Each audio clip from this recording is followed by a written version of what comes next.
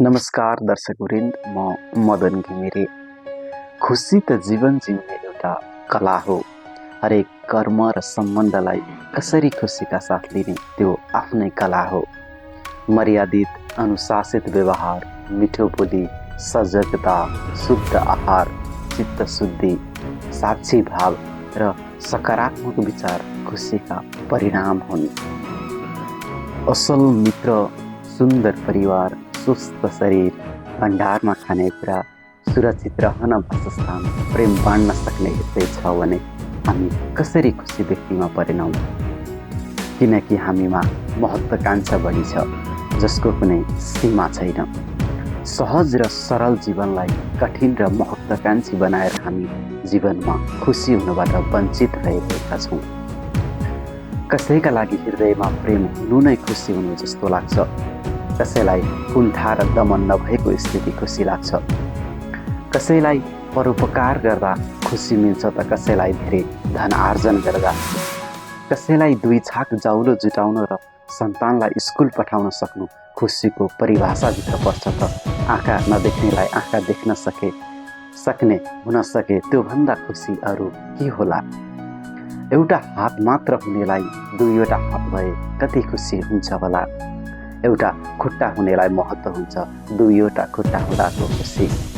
हामीसँग भएको पूर्ण शरीर, सुन्दर शरीर, स्वस्थ शरीर, बलियो शरीर महत्त्व कहिल्यै बुझेका छौँ, कहिले ख्याल गरेका छौँ, आफ्नो शरीरप्रति धन्य भएका छौँ। हिजो आज उपलब्ध भौतिक सम्पन्नताले हाम्रो खुसीको दायरालाई साँघुरो बनाइदिएको छ। हिजो टुकीको दियोमा अध्ययन गर्ने हामी आज एकछिन लोड सेडिङ भयो भने अध्ययनमा बाधा परेर होइन, इन्टरनेट चलाउन नपाएर आत्तिन्छौँ। हिजो स्कुलबाट घर पुग्दा आमा घरमा खाजा बनाएर कुरिरहेको देख्दा खुसी हुने हामी आज घर पुग्न साथ वाइफाई छ कि छैन त्यसमा ध्यान जान्छ। आमाले के खाजा बनाएर राख्नुभएको छ वास्ता हुँदैन, खाँदा पनि होस छैन, हाँसले हिलो टिपे चाहिँ हतार खाएर डिभाइसको प्रयोगमा गर्न चाहन्छौँ। भौतिक सम्पन्नताले जति सजिलो र सुविधा बढाएको छ त्यति नै आत्मीयता हराउँदै गएको छ। परिवारमा एकले अर्काको कुरा सुन्ने फुर्सद छैन। त्यसैले पनि हिजोको खुसी र आजको खुसीको रूप फेरिएको छ। कसैलाई भौतिक सम्पन्नता, बाहिरी सम्मान र पदले खुसी मिल्छ त कसैलाई आध्यात्मिकताको गहिराईले छोएपछि स्वयंभित्र डुब्दा खुसी र आनन्द मिल्छ। वास्तविक खुसी त्यो हो जो आफैसँग खुसी रहन्छ र खुसी हुन अरूसँग तुलना गर्दैन। भागवत गीतामा पनि चित्त शुद्धि र प्रसन्न रहे मात्र मानिसलाई खुसी मिल्छ भनेर व्याख्या गरिएको छ। अरूलाई पढेर र जानेर स्वयंमा खुसी आउँदैन, तर हाम्रो जीवन हेर्ने हो भने हाम्रो खुसीको कारण अरूमा भर पर्ने गरेको छ। हामी जति सम्पन्न भए पनि मापन हुन्छ अरूसँग तुलना गरेर। हामीसँग भएका कुरा, हामी भित्रको सम्पदाको ख्याल गर्दैनौँ। हामी बरु अरूसँग हरेक कुरामा तुलना गर्ने गर्दछौँ।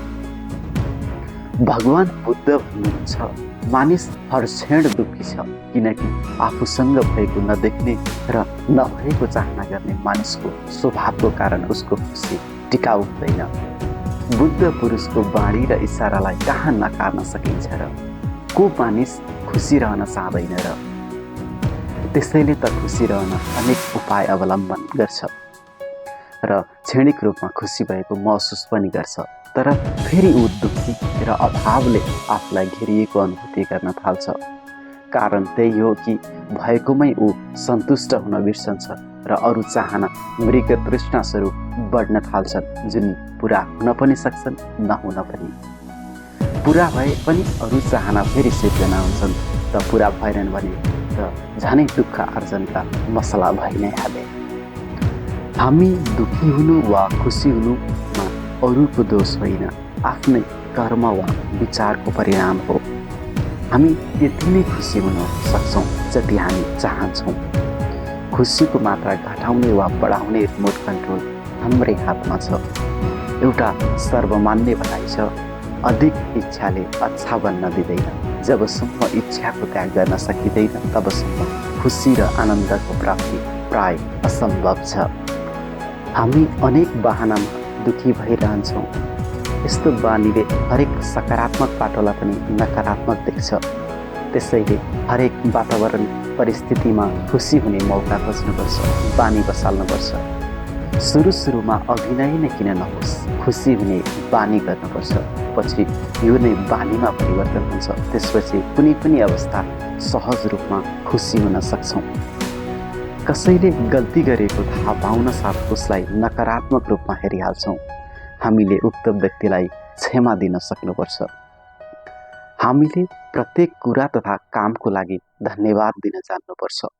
ठुलो कुराको लागि मात्र आभार प्रकट गर्ने तथा सानो कुरालाई व्यवस्था गर्ने धेरैको बानी हुन्छ। रान्डा ब्राइन एक लेखक जसले एक बहुचर्चित पुस्तक सिक्रेटमा अस्तित्वको आकर्षणको नियमबारे उल्लेख गरेकी छिन्। उनका अनुसार हामीले जस्तो सोच्छौँ त्यस्तै अस्तित्वले पनि ऊर्जा फर्काइरहेको हुन्छ। त्यसैले सधैँ सकारात्मक भाव राख्ने गर्नुपर्छ। अस्तित्वबाट पनि सकारात्मक ऊर्जा नै प्राप्त भइरहेको हुन्छ। अक्सर हामी दिनमा खुसी हुन्छौँ कि दुखी, अर्थात् हाम्रो धेरै जसो समय दुखी भएर बित्छ कि खुसी भएर।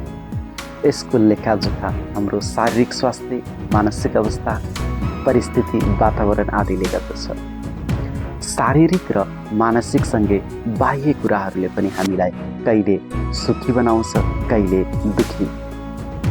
कोही चाहँदैन दुखी हुन, सबै खुसी हुन चाहन्छौँ र सधैँ त्यसको खोजीमा रहन्छौँ। मिठो खानाको स्वाद लिएर होस्, पैसा कमाएर होस्, राम्रो लुगा लगाएर होस्, अरूलाई सहयोग गरेर होस्, हामी खुसी हुन चाहन्छौँ। जीवनमा कहिले दुःख हुन्छ, कहिले सुख। न सधैँ सुख हामीसँग रहन्छ, न दुःख नै। किनकि दिन सधैँ रहँदैन, रात आउँछ, रात सधैँ रहँदैन, दिन आउँछ। त्यसैले जीवनमा आइपर्ने दुःखलाई कसरी सामना गर्ने भन्ने कुरा सिक्नुपर्छ। दलाई लामा भन्नुहुन्छ, खुसी कहीँ तयारी अवस्थामा छैन जुन खोजेर भेटिन्छ। खुसी त प्रत्येक व्यक्तिको आफ्नो कर्मबाट प्राप्त हुन्छ। खासमा खुसी भन्ने कुरा भौतिक कुराबाट प्राप्त हुने होइन, यद्यपि त्यो खुसीको माध्यम भने बन्न सक्छ। जब मानसिक विकार हटाएर सकारात्मक सोच, धारणाको विकास हुन्छ, खुसी आफै प्राप्त हुन्छ। सुखी जीवनको लागि आफ्नो जीवनशैली परिवर्तन गर्नुपर्छ। स्वस्थ र सन्तुलित जीवनशैलीले हामीलाई दुखी हुने अवस्थामा पुर्याउँदैन। स्वस्थ जीवन, स्वस्थ मन नै खुसीको आधार हो। योग, व्यायाम, प्राणायाम जस्ता कुराबाट पनि मनलाई शान्त र खुसी तुल्याउन सकिन्छ।